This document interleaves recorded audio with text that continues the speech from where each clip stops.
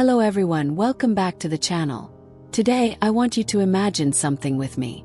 Imagine dedicating your entire life, 3 whole decades, to paying off someone else's mistakes. Imagine sacrificing your youth, your dreams, your happiness, only to one day discover that the very people you loved the most were the ones stabbing you in the back. Sounds unbelievable, right? But that's exactly what happened to Amanda, a woman who carried her husband's crushing debt for 30 long years, raised her daughter single-handedly, and just when she thought she'd finally found peace, everything she knew was torn apart by one shocking video. What would you do if your husband, who disappeared without a word, suddenly reappeared with the very woman who destroyed your family? And worse, your own daughter standing by their side. This is not just a story about betrayal. It's a story about survival, revenge, and the unexpected freedom that comes when you finally choose yourself over everyone else. So sit back, because you're about to hear how Revenge Amanda turned heartbreak into power, and how, in the end, she walked away with something far more precious than money. Let's begin. Let me tell you about a woman named Amanda Wilson. She's 62 now, a woman who walks with quiet strength and a heart hardened by everything life threw at her. But her story isn't about how strong she became. It's about what it cost her to get there.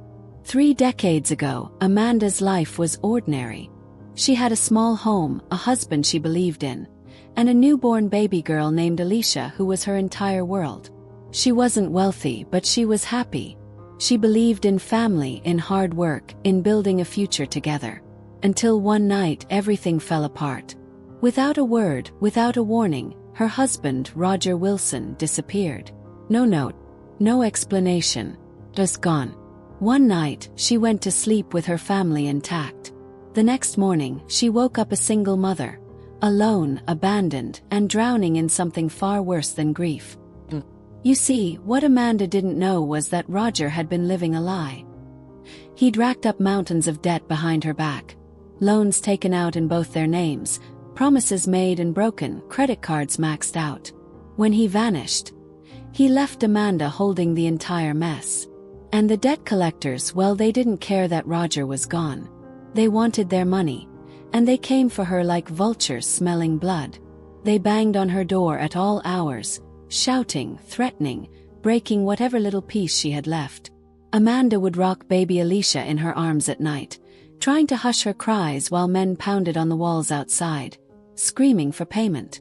There were days she couldn't even step outside without someone chasing her down, waving bills in her face, calling her a thief, a liar, a deadbeat's wife. With no money left, no family to turn to, and nowhere safe to hide, Amanda did the only thing she could. She ran. She packed whatever she could carry, grabbed Alicia, and disappeared into the shadows, just like her husband had done. But unlike Roger, Amanda wasn't running from responsibility. She was running from the wreckage he left behind. 4 years, Amanda lived like a ghost, drifting from one cheap apartment to the next, never staying in one place long enough for the debt collectors to catch her. She worked 3 jobs at a time, waitressing during the day, cleaning offices at night, and taking whatever shifts she could on weekends. She barely slept. She barely ate. Every dollar she earned went toward keeping her daughter safe and paying down debts that weren't even hers. She missed birthdays. She missed holidays. She missed out on life itself, pouring every ounce of herself into survival. There were nights when she'd sit alone in the dark, staring at Alicia sleeping beside her, wondering how it had come to this, wondering how the man she loved could leave her to drown. But Amanda never gave up. Slowly, painfully, she chipped away at the mountain of debt. It took her nearly 30 years, but she did it. By the time she was in her 60s, Amanda had cleared every cent Roger owed. She'd built a modest life for herself, nothing fancy but peaceful. Most importantly, she'd raised Alicia into a strong, capable woman who now had a career, a husband, and a daughter of her own. Amanda thought her nightmare was finally over. She thought she could finally breathe, finally enjoy the quiet years of her life without fear, without chaos. But peace, as she would soon learn, was nothing but an illusion. Because one night, without warning, a single video landed in her inbox. A video that would unravel everything she thought she knew. A video that would make her question not only her past but her entire life. And that, my friends, is where the real story begins. Shall we continue? Amanda had spent 30 years fighting to survive, fighting to build a life out of the ashes her husband left behind. She thought the worst was behind her. She thought nothing could hurt her anymore. But nothing could have prepared her for the message that arrived one quiet night. It was almost midnight. The house was still, the only sound the ticking of the old clock on the wall. Amanda had just finished folding the laundry when her phone buzzed on the nightstand. It was a message from Maria, her oldest friend, the only person who had stood by her when everyone else disappeared. The message was short. Amanda, I saw something today. You need to know. Attached was a video. Amanda's thumb hovered over the screen, her heart beating a little faster. Maybe it was nothing. Maybe it was something harmless.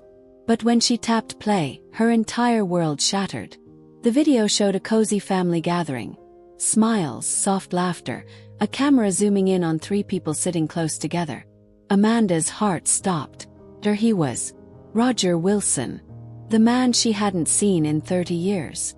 Older now, gray at the temples, but unmistakably him. Sitting right beside him, arm looped through his, was Eva, the woman Amanda had once caught him whispering sweet lies to behind her back. The woman who'd been the shadow in her marriage long before he vanished. And then Amanda saw something that broke her completely. Alicia, her daughter, smiling, laughing, leaning into Eva like she belonged there. And then the words that stabbed Amanda straight in the heart.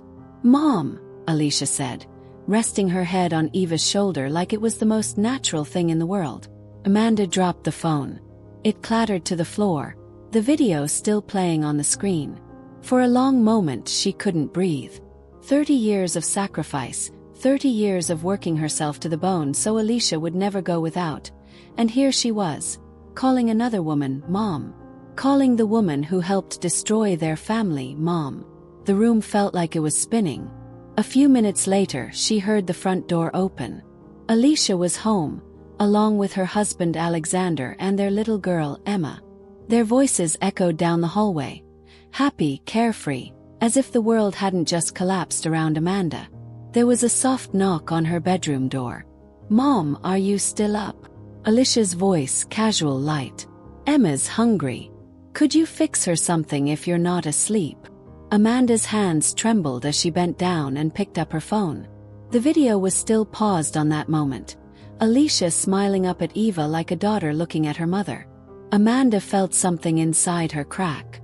When she opened the door, Alicia was standing there, her usual polite smile on her face, unaware that the ground beneath them had just shifted forever. Amanda held out the phone. Her voice was calm, too calm. Care to explain this? She asked. And don't bother telling me that man isn't your father. Alicia's face fell. Her eyes darted to the screen, to the frozen image of her nestled beside Eva and Roger. For a moment, her expression shifted. Guilt, panic, but it disappeared almost instantly, replaced by something colder. Dismissive. She sighed, as if this was just another inconvenience. Mom, I was going to tell you, she said casually. It's not a big deal. I reconnected with Dad recently. He regrets what happened. He wants to make up for lost time.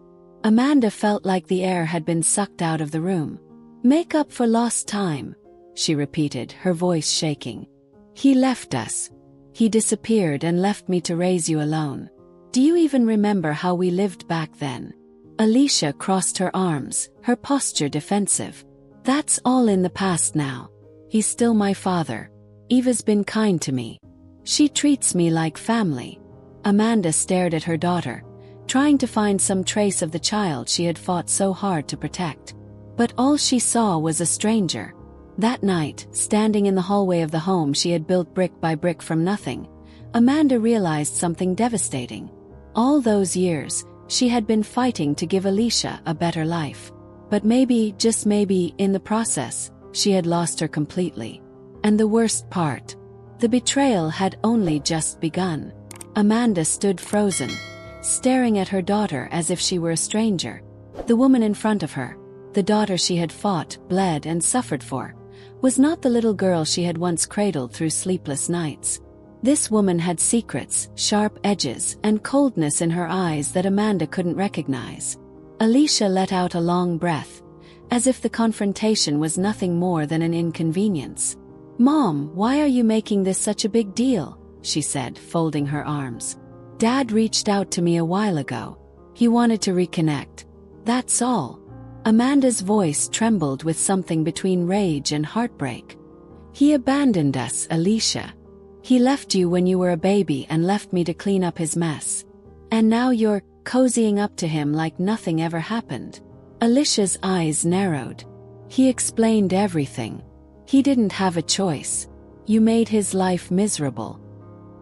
He said you trapped him, that you only got married because you were pregnant with me." The words felt like a slap to Amanda's face. "Trapped him," she repeated, her voice cracking. "I worked myself to the bone so you could have a roof over your head. I cleaned toilets, waited tables, scrubbed floors, every single day for 30 years, just so you could eat, could go to school, could live." Alicia rolled her eyes. "You always act like some kind of martyr. Dad told me the truth. He was in love with Eva long before you came along. You were the one who ruined their happiness." Amanda staggered back a step as if Alicia had physically struck her. The room felt like it was spinning again. "So now it's my fault," she whispered. "It's my fault he ran away. My fault he left me buried in debt." Alicia's voice was sharp, emotionless. "It doesn't matter anymore. What's done is done. He's my father. Eva has been nothing but kind to me. She treats me better than you ever did." The words lodged in Amanda's throat like glass. For a moment she couldn't speak. Before she could gather herself, a little voice pierced the tension. "Bad grandma."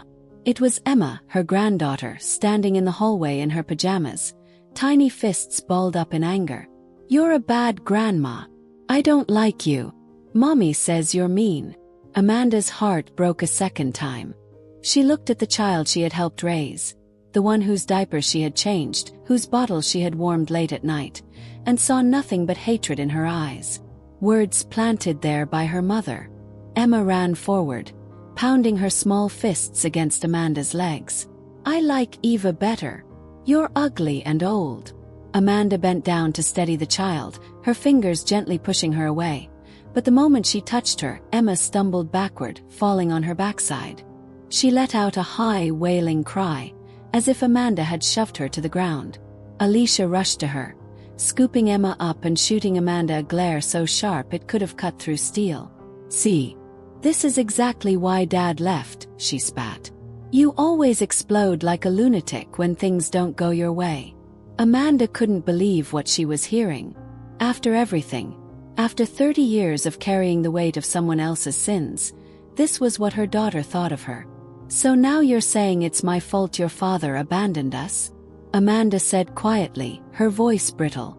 A flicker of hesitation crossed Alicia's face, but it vanished quickly. "I'm saying you're impossible to live with. Always have been." Amanda's hands shook, not from anger but from exhaustion. "You think he's changed. You think Eva cares about you. They're using you." Alicia's eyes flashed. "No, Mum. You're the one who used me. You used me to keep yourself going all these years. You never let me live my own life." Amanda's breath caught in her throat. She wanted to scream, to shake her daughter and make her remember everything. The years of sacrifice, the nights of hunger, the fear, the debt collectors banging at the door. But none of it would matter. Alicia had already made her choice. And then, with her arms wrapped tightly around her daughter, Alicia delivered the final blow. "If anyone should leave this house, it's you." The words echoed in the quiet hallway, hanging heavy in the air like a death sentence. Amanda stood there, her heart in pieces, realizing in that moment that the daughter she had spent her entire life fighting for had already left her long ago. That night, after the shouting had stopped and Alicia had slammed her bedroom door, Amanda sat alone in the darkened living room. The house felt colder than it had in years, but not because of the weather. It was because something inside her had cracked, something that could never be put back together. She stared at the small envelope resting on the coffee table. A simple white envelope with Alicia's name written neatly across the front. She had been planning to give it to her daughter that night. Amanda had spent weeks preparing, waiting for the right moment, imagining the joy on Alicia's face when she opened it. Inside that envelope was something more valuable than money. It was a new beginning. Key to the future. Amanda had spent her entire life scraping by, working herself to the bone to pay off Roger's crushing debts. But what Alicia never knew, what she had never told anyone, was that 10 years ago, after the debts were finally cleared, Amanda had quietly started investing. She learned about stocks, saved every extra dollar, made careful, patient choices. She didn't live large, she still worked hard, still pinched every penny, still lived simply. Until one day, she realized she had done the impossible. She had turned the rubble of her past into something solid, something lasting. A fortune. Not enough to change the world, but enough to give her daughter and granddaughter the life she'd never had. That envelope contained the documents to a brand new house. Fully paid, sitting in Alicia's name. It also held paperwork for a trust fund Amanda had created for little Emma's education. Everything she had worked for, everything she had bled for, was meant for them. But now, staring at that envelope, Amanda felt nothing but emptiness. Her daughter had made it clear. She didn't want Amanda's love. She didn't want her sacrifice. She had chosen Roger, the man who abandoned them, and Eva, the woman who helped destroy their family. She had called Amanda the villain, the burden, the outsider in her own home. Amanda reached for the envelope, her fingers trembling. She thought about everything she'd planned to say that night. How she wanted to tell Alicia she was finally free from the chains of the past. How she wanted to say, "All those nights I stayed up working, all the years I went without, it was all for you." But what was the point? Amanda stood up quietly, moving through the house like a shadow. Every picture on the wall, every piece of furniture, every little thing she had helped Alicia buy, it all felt meaningless now. It wasn't a home. It was a reminder of how disposable she had become. She packed a small suitcase. Just the essentials. A few clothes, her documents, her savings book. She didn't make a sound. Before she left, she took one last look at the place she had once believed was her sanctuary. She thought about how many nights she had spent here, cooking dinner while Emma played on the floor, helping Alicia with bills, being the one who kept the roof over their heads when they couldn't manage it alone. And none of it mattered. Amanda walked out the front door without saying goodbye. She didn't slam the door. She didn't leave a note. She didn't wake Alicia or Alexander or Emma. Because now, she understood something painfully clear. You can spend your entire life giving, sacrificing, loving. But if the people you give everything to don't value you, it means nothing. That night, Amanda disappeared from her daughter's life, just like Roger had done 30 years ago. But unlike him, she wasn't running away. She was finally walking away, for herself. For the first time in decades, Amanda tasted freedom. After walking out of her daughter's house, she moved quietly into a small, temporary motel room.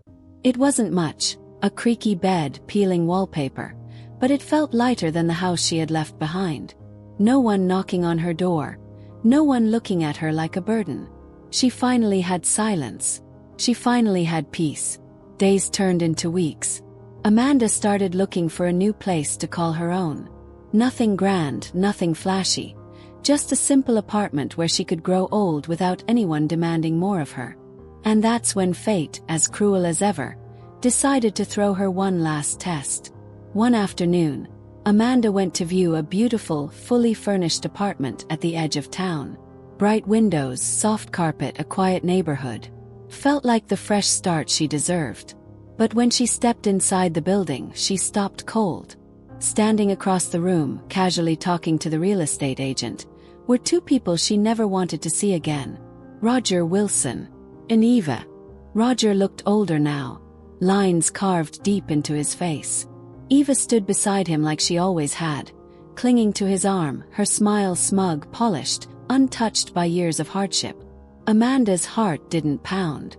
She didn't shake. She felt nothing but cold, sharp clarity. Before she could turn and leave, the real estate agent, oblivious to the tension crackling in the air, said cheerfully, "Oh, you're here to see the same apartment.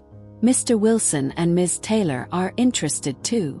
Eva's gaze landed on Amanda, her lips curling into something between surprise and disdain. "Amanda," she said smoothly, "still haunting us after all these years?" Amanda smiled thinly. "Funny, I was about to say the same to you." Roger shifted awkwardly, clearing his throat. "We're planning to buy this place. Maybe it's time we all moved on." Amanda's eyes sharpened. She took a step closer, her voice cool and precise. "Is that so? Well, before you sign anything, there's something you should know." She turned to Eva, her smile never touching her eyes. "You've spent 3 decades playing house with this man. But here's the thing, you've never been his wife." Eva's face froze. Amanda continued, her tone like ice. "Legally, Roger and I are still married. I never filed for divorce. When he disappeared, I filed for a presumption of death after 10 years. But no divorce papers. So technically, dear Eva, you've been nothing but the mistress all these years." The color drained from Eva's face. Roger opened his mouth to speak, but Amanda cut him off. "Don't worry," she said lightly. "If you want a divorce, I'm willing to entertain the idea. But nothing in life is free, Roger." Roger's jaw tightened. He reached into his coat pocket and pulled out a crisp check, holding it out to her. $1 million, he said quietly. "It's what I can give you to make this right." Amanda didn't flinch. She took the check slowly, looked at it, and then looked back at him. "This doesn't make it right," she said, her voice low and steady. "This is not an apology. This is not forgiveness. This is payment for 30 years of suffering. 30 years of cleaning up your mess while you vanished with her." Roger looked away, shame flickering across his face. Amanda folded the check and slipped it into her bag. She turned to the real estate agent and smiled politely. "I'll take the apartment," she said. "Please prepare the paperwork." Without sparing Roger or Eva another glance, she walked away, leaving them standing there in stunned silence. That day, Amanda didn't just buy a new home. She bought her freedom. And she made damn sure they knew exactly who they were dealing with.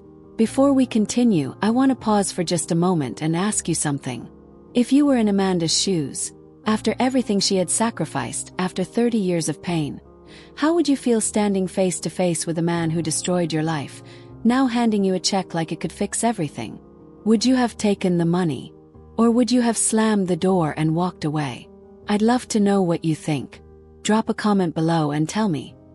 Do you think Amanda should forgive, or should she make them pay for every year she lost? Alright, now let's get back to the story. For the first time in her entire life, Amanda stood inside a place that was truly her own. No debts, no shadows from the past, no one demanding more than she could give. She used the $1 million check Roger had handed her and bought the apartment outright. The deed was in her name. The furniture was hers. And for the first time when she looked around, there was no one but herself to answer to. She thought the worst was finally behind her. But peace, as Amanda had learned, was always temporary. It happened only a few days after she moved in. A loud, frantic knocking rattled her front door early in the morning. When Amanda peered through the peephole, her stomach sank. Standing outside, suitcases piled at their feet, were Alicia, Alexander, and little Emma. Amanda opened the door halfway, her expression unreadable. "Mom," Alicia said brightly, too brightly. "We've decided to move in. Emma's been begging to stay with you. Isn't that right, sweetheart?" Emma nodded, clutching a stuffed animal in her arms, but her eyes darted nervously toward her mother. Amanda's lips pressed into a thin line. She hadn't invited them. She hadn't even heard from Alicia since she left. Before she could respond, Amanda's ears caught something that froze her blood. As Alicia bent down to adjust Emma's jacket, she spoke in a low voice, thinking Amanda couldn't hear. "It's fine, baby. Grandma will let us stay. All her money will be mine eventually. She has no one else." Amanda's heart hardened instantly. She stepped back without a word and quietly shut the door. Inside, her hands moved calmly, deliberately. She picked up her phone and dialed the gated community's security office. "This is Amanda Wilson," she said. "There are people outside my door trying to force their way in. I need them removed immediately." Minutes later, the guards arrived. Amanda stood by the window, watching as Alicia protested, her voice growing shrill, accusing Amanda of being heartless.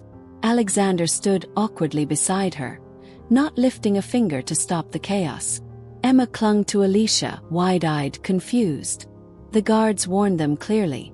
If they didn't leave, the police would be called. Alicia's voice echoed up the hallway one last time. "You're really going to throw us out? After everything I've done for you?" Amanda didn't answer. She simply turned away from the window and walked back to her living room, closing the curtains behind her. But Alicia wasn't done. Later that night, Amanda's phone began to buzz. Message after message. Angry, manipulative, spiteful. "How could you be so selfish? I'm your daughter. You owe me. You're nothing without me and Emma. You're old. Alone. You'll regret this." Amanda didn't reply to a single one. For every message that accused her, for every guilt trip Alicia tried to send her way, Amanda only felt more certain she had made the right decision. Because in that moment, she realized something she should have seen long ago. Her daughter hadn't come to rebuild a relationship. She had come to collect. Amanda had spent 30 years sacrificing everything for Alicia. But this time she chose herself. And she wasn't going to let anyone, especially her own daughter, use her ever again. Weeks passed after Amanda had shut her door on Alicia, and with every day that went by, the buzzing on her phone grew quieter. The flood of angry, manipulative messages slowed, then stopped entirely. She knew her daughter well enough to understand why. Alicia wasn't the type to give up easily, not when she wanted something.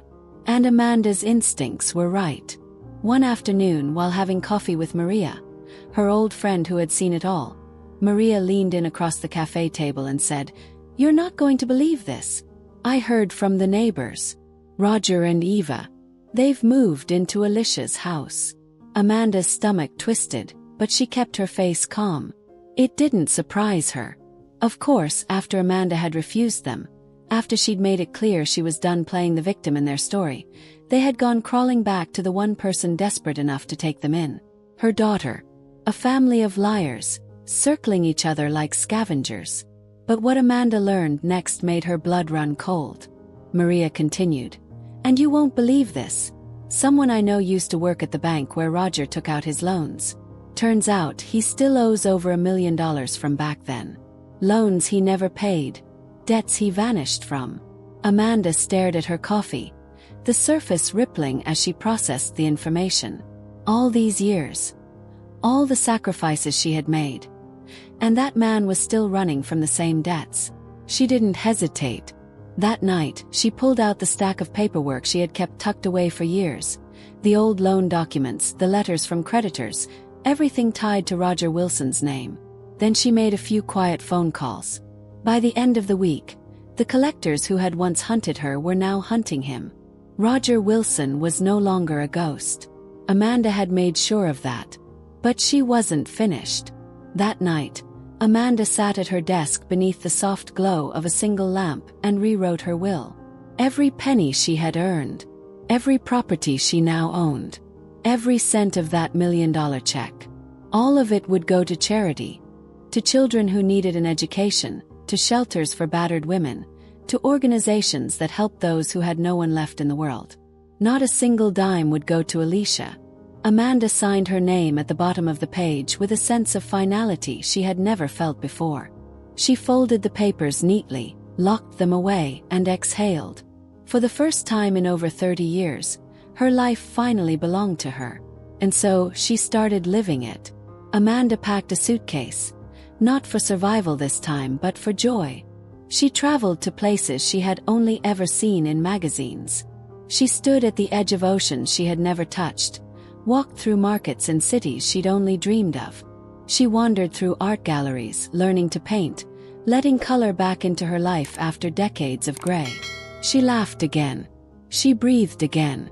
And every night, when she returned to her quiet apartment, she didn't hear the knock of debt collectors or the bitter voice of a daughter who only wanted her for her money.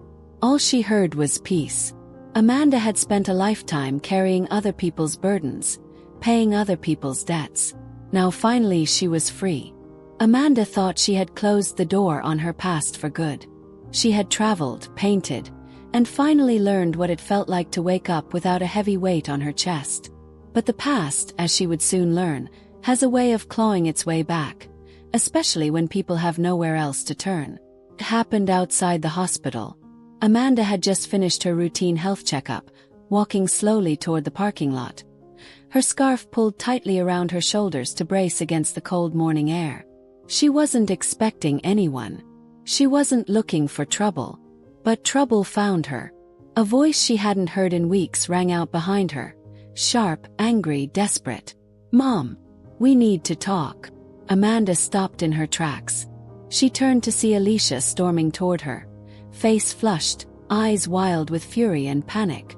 Behind her, Alexander lingered awkwardly by the car, and little Emma stood a few steps back, clutching a doll, her eyes wide and uncertain. Alicia didn't waste time. She got straight to the point, her words spilling out like venom. "You knew, didn't you? You knew the debt collectors would come after Dad." Amanda raised an eyebrow, her voice calm. "I didn't know. I made sure." Alicia's jaw dropped, fury flickering in her eyes. "Why would you do that? Do you know what you've done? They came to our house. They're threatening to take everything." Amanda crossed her arms. "They should have come after him 30 years ago. Now they finally can." Alicia's face crumpled for a second, but she quickly masked it with indignation. "You could fix this, Mom. You're sitting on Dad's money. That check he gave you, the $1 million.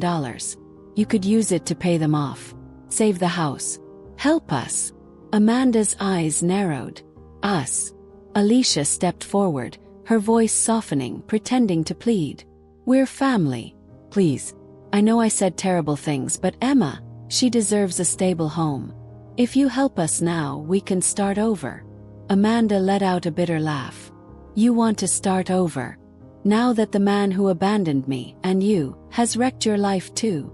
Alicia's voice cracked. "He's still my father." Amanda shook her head. "And I'm no longer your mother." Those words stopped Alicia cold. Amanda's voice didn't rise. She didn't shout. She spoke with the quiet, lethal sharpness of a woman who had finally learned how to protect herself. "I told you before, Alicia. I spent 30 years paying off debts that weren't mine. I worked 3 jobs, lost my youth, my health, my peace. All for you. And when I had nothing left to give, you spat in my face and chose the very people who destroyed us." Alicia's eyes filled with tears, but Amanda didn't waver. "You made your choice," she continued. "You picked them over me. And now, when the walls are crumbling, you come crawling back, not out of love but because you think I'll save you." Alicia wiped her eyes, her voice trembling. "Please, Mom, just this once." Amanda took a deep breath, then delivered the final blow. "No." Alicia's shoulders slumped, her face crumbling completely now. Amanda stepped closer, lowering her voice one last time. "The $1 million. That wasn't a gift. It was payment, blood money, for 30 years of hell. And it's mine. You will never see a cent of it. I changed my will. Everything I own will go to children who actually need a future. Not to liars and thieves." She turned away without another word, walking toward her car. Behind her, she could hear Alicia sobbing, her voice cracking in defeat. But Amanda didn't stop. For the first time in her life, she wasn't carrying anyone else's burden. She walked away free. Truly free. Months passed after Amanda's final confrontation with Alicia outside the hospital. She thought that would be the last time she'd ever hear her daughter's name. She had shut the door, burned the bridge, and told herself there was nothing left to save. But fate, it seemed, wasn't done with Amanda's story. The news came quietly from Maria, as it always did. One afternoon, Maria called with a voice that trembled between gossip and concern. "Amanda, you're not going to believe what's happened." Amanda already knew it wouldn't be good. Maria told her everything. After Amanda refused to bail Alicia out, Roger and Eva didn't stick around. When the creditors started circling and the debt collectors knocked on Alicia's door, they did what they'd always done, vanished. But not before wiping Alicia clean. They had taken everything. Every dollar in Alicia and Alexander's savings account. Every piece of jewelry. Every valuable item in that house. Even the gifts Amanda had once scraped and saved to give her daughter. Gone. By the time Alicia realized what had happened, it was too late. Roger and Eva were long gone, leaving her with nothing but the wreckage they'd created. And then the rest of her life crumbled like a house of cards. Alexander didn't stay.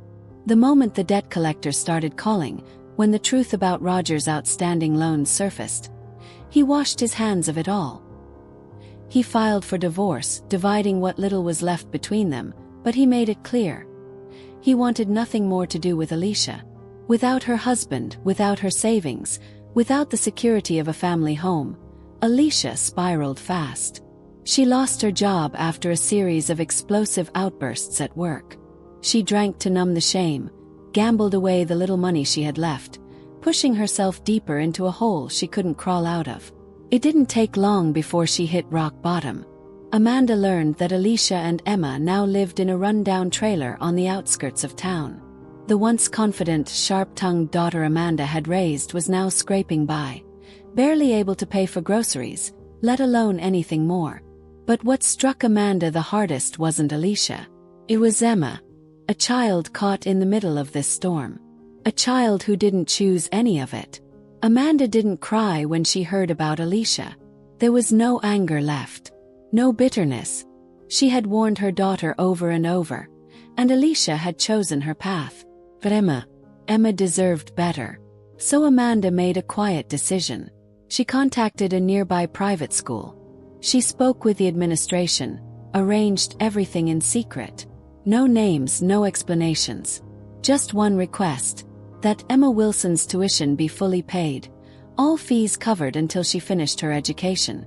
No one would know where the money came from. Amanda didn't need Emma to know. She didn't do it for gratitude. She did it because she had once looked into that little girl's eyes and seen something she'd long forgotten. Innocence, hope, a future still unwritten. And because no matter how much betrayal she had endured, Amanda wasn't the kind of woman who would let a child pay for the sins of the adults around her. That night, after wiring the money, Amanda sat by her window, looking out at the quiet city lights. The wounds her family left behind would never fully heal. But some things, some quiet, invisible acts of love, were worth doing anyway. Not for Alicia, but for the little girl who still had a chance to break the cycle. Time has a strange way of tying up loose ends, even when we least expect it. Months after Amanda quietly arranged Emma's school tuition, the final piece of the puzzle came crashing down. Not by her hand, but by the weight of the lies that Roger and Eva had built over the years. It started with a news report Maria forwarded to her one evening. Roger Wilson and Eva Taylor, arrested. The headline spoke of years of fraud, fake investment schemes, identity theft, money laundering. Crimes committed across state lines, leaving a trail of shattered victims. For decades, they had danced just beneath the radar, scamming, stealing, always one step ahead. Till now. The authorities had finally caught up with them. The debt collectors Amanda had alerted had dug deeper than she'd ever imagined. Police reports surfaced. Witnesses came forward. And when the investigation spread, it became clear. Roger hadn't just abandoned his family. He had destroyed the lives of countless strangers too. Eva wasn't innocent either. She had been by his side every step of the way, laundering the money, helping to cover the tracks. When the trial ended, both of them were sentenced. Long years behind bars, no chance to disappear this time. Amanda watched the coverage, stone-faced. There was no joy, no satisfaction. Just an empty, tired relief that this chapter of her life had finally slammed shut. But Alicia's story didn't end there. Amanda heard, through quiet whispers and the occasional neighbor, that her daughter had truly fallen apart after Roger and Eva's arrest. The debts, the betrayal, the divorce, it all caught up to her. With nothing left to lose, Alicia finally started to rebuild. She worked menial jobs, cleaning offices, stocking shelves, answering phones. No more expensive handbags, no smug smiles. She lived paycheck to paycheck in that old trailer, scraping by. And every few weeks, a letter would arrive at Amanda's doorstep. Always handwritten, always unsigned but unmistakably from Alicia. The first one was angry, defensive. But over time the tone changed. The anger faded. The words softened. "I'm sorry. I should have listened. You were right." Amanda read every letter but never replied. She had no more words left for her daughter. Some wounds cut too deep. But there was one last thing she knew she needed to do. One final act. Not of forgiveness but of quiet love. Amanda met with her lawyer and amended her will one last time. She instructed them to set aside a trust fund of $200,000. It would not go to Alicia. It would go to Emma, her granddaughter. Released in monthly installments once Emma was accepted into college. Carefully managed. Untouchable by anyone else. Amanda wanted to make sure that, no matter how badly Alicia had failed, the next generation would still have a fighting chance. And then, Amanda finally allowed herself to live. Her days became her own again. She spent mornings in her little garden, planting flowers, feeling the sun on her face.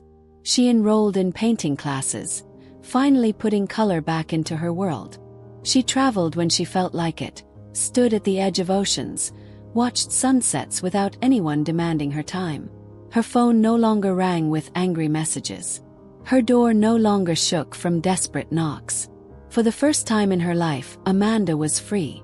One evening, as she sat on her balcony, watching the sky fade from gold to blue, she whispered the truth she had waited her whole life to say. "Some wounds never heal," she said softly. "But at least now, I can live the rest of my life without carrying the weight of betrayal. I gave them everything. Now I choose to give myself peace." And that finally was enough. And that, my friends, is the story of Amanda, the woman who spent her entire life paying for someone else's mistakes, only to learn that sometimes the people we love the most are the ones who hurt us the deepest. But if there's one lesson to take away from her story, it's this: your worth is not defined by how much you sacrifice for others. Sometimes walking away is the most powerful thing you can do. Thank you so much for listening until the end. Now I want to hear from you. What did this story make you feel? Did it break your heart? Did it make you angry? Or did you feel inspired by Amanda's courage to finally choose herself? Drop your thoughts in the comments below. I read every single one of them. And if you enjoyed this story, don't forget to like, share, and subscribe to the channel so you won't miss the next emotional, unforgettable story. Until then, take care of yourself. And remember, sometimes the best revenge is living your best life.